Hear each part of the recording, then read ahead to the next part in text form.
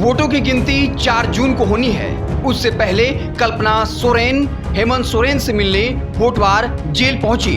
दोनों के बीच क्या बातचीत हुई, हेमंत सोरेन ने किस बात को लेकर आगाह किया, सावधान किया, बीजेपी से सावधान रहने की बात क्यों कही, आपको पूरी कहानी बताएंगे। उससे पहले गुजारिश है, वेब समाचार पर पहली बार आए तो चैनल को सब्सक्राइब कर लीजिए, वीडियो को लाइक कर लीजिएगा। बता दें कि कल्पना सोरेन जो चुनाव प्रचार के दौरान सबसे बड़ा चेहरा बनकर उभरी हैं, जिनकी लोकप्रियता जो है वो सबसे ज्यादा बड़ी है। ये कहा जा रहा था कि हेमंत सोरेन के जेल जाने के बाद झामुमो जो है, जेएमएम जो है वो टूट जाएगी, लेकिन कल्पना सोरेन ने बाकायदा एक विकल्प पेश कर दिया। जो आदिवासी समाज हैं उनको अब लगने लगा है कि हेमंत सोरेन से कहीं ज्यादा प्रभावशाली कल्पना सोरेन ही हैं। जिस तरीके से वो चुनाव प्रचार कर रही हैं, वो अपनी बातों को जनता तक पहुंचा रही हैं और आदिवासी समाज जिस तरीके से उनसे कनेक्ट कर रहा है। आपको बताते हैं अब कि आखिर हेमंत सोरेन ने कल्पना सोरेन से क्या कुछ कहा, किस बात को लेकर सावधान होने को कहा, आपको पूरी बात बताते हैं। हेमंत से मुलाकात के बाद कल्पना ने कहा, काउंटिंग पूरी होने तक कार्यकर्ता स्ट्रांग रूम की कड़ी पहरेदारी करें। साथ ही बताया, जेल में हेमंत ने कहा है लोकतंत्र के इस महापर्व में शामिल नहीं हो पाने का उन्हें दुख है। उन्हें जनता से कहा, परंतु आप सभी की मेहनत और परिश्रम को लेकर वो उत्साहित भी हैं। हेमंत के संघर्ष और न्याय के खिलाफ लड़ाई को झारखंड की महान जनता ने इस चुनाव में लड़ा है। वास्तव में यह चुनाव जनता ने तानाशाही ताकतों के खिलाफ लड़ा है। आप सभी जनता को मैं हेमंत, झामुमो परिवार और इंडिया गठबंधन की तरफ से धन्यवाद देती हूँ, जोहार करती हूँ। कल्पना सोरेन ने ये बातें लिखी और उसके बाद हेमंत का दुख बताया। कल्पना ने आगे कहा, देश में चुनाव के महापर्व का आखिरी चरण पूरा हो गया। चुनाव के इस महासमर में सभी ने अपनी महत्वपूर्ण भूमिका निभाई। इस बीच भीषण गर्मी में हमने कुछ मतदान कर्मियों को भी खोया।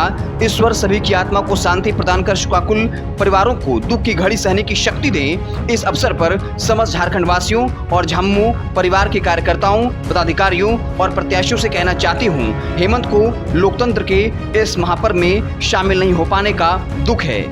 आखिर कार्यकर्ताओं से क्या अपील की?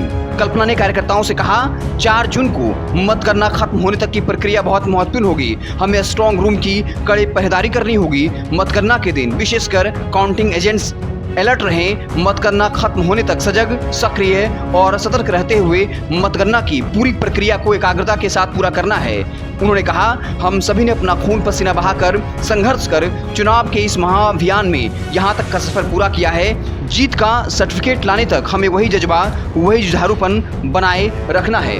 तो कल्पना सोरेन ने साफ तौर पर कार्यकर्ताओं से अपील की है कि जब 4 जून को गिनती होगी तो आपको डटे रहना है, ताकि मतदान गिनती के दौरान किसी तरह की गड़बड़ी न होने पाए। जितना मेहनत हम लोगों ने किया है वो मेहनत हमें आगे करना है। बता दें कि जो विपक्षी पार्टियां हैं वो लगातार ये आरोप लगा रहे हैं कि एग्जिट पोल के जरिए भाजपा या मोदी सरकार खेल करना चाहती है। ये भी आरोप कांग्रेस ने लगा दिया कि अमित शाह ने 150 आईएएस को जो है वो कॉल कर धमका रहे हैं। एग्जिट पोल जानबूझकर ज़्यादा दिखाया ताकि वो गिनती में जो है धांधली कर सकें। और फिर वो चंडीगढ़ वाली घटना का जिक्र कर रहे हैं, जहां वो उन्होंने कहा कि चंडीगढ़ में आपने देखा कैसे वहां का जो पीठासीन अधिकारी था वो कैमरे में की मौजूदगी के बावजूद, कैमरे के रहने के बावजूद भी उसने बाकायदा वहां भाजपा के जो प्रत्याशी थे उनको जिता दिया था। इसलिए हमें अलर्ट रहने की जरूरत है। आपको क्या कुछ लगता है कमेंट बॉक्स में जरूर बताइएगा। बहुत बहुत धन्यवाद।